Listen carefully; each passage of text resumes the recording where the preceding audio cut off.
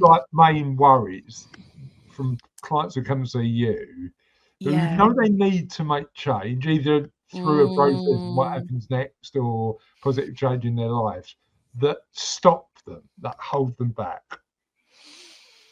So am I going to have to... So one of the things actually that happens that frustrates people trying to make changes, you've got a big change, like what happens next, right? But it's often made up of lots of little changes.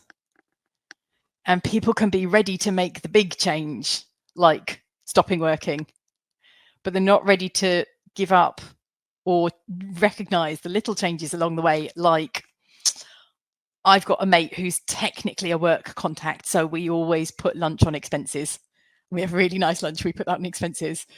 And I'm not ready to not have an expense account anymore. And how do I keep meeting up with my friend? Yeah. I mean, this is a really silly example, right? No, but it's good. Pay like the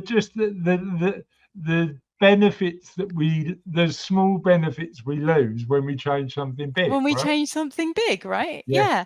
So we have to understand that change is a process that, you know, you've got the big change you could be ready to make, and the little changes that kind of hold you back here and there in the moment that you kind of weren't ready for.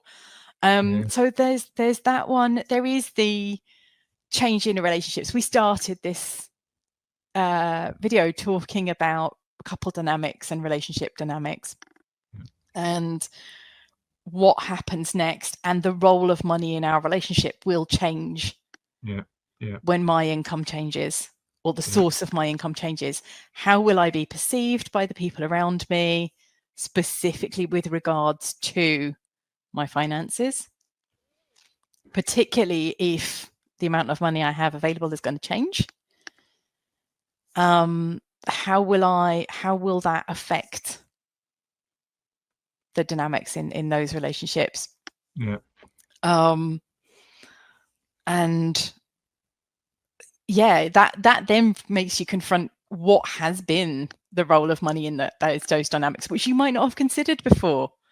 You might not, that might have been something that was just kind of going on under the surface and you never even had to think about it, but now you're confronted by it, and that brings up some stuff because you're having to rethink a relationship that you was running quite nicely, thank you, and there's a little bit of fear of how will that relationship work in the future. So here's a thought then.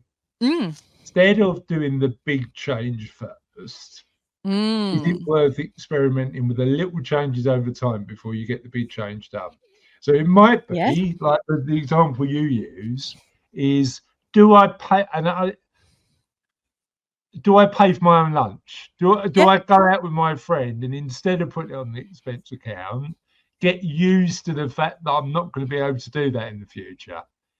And get over that psychological barrier by just changing the small things first, so the big thing feels less scary. What do you think? Or change what you do with your friend so that you're not necessarily going to that lunch in that place if you don't want to. Well, I mean, there is an element there, and you know, it's something we talk about.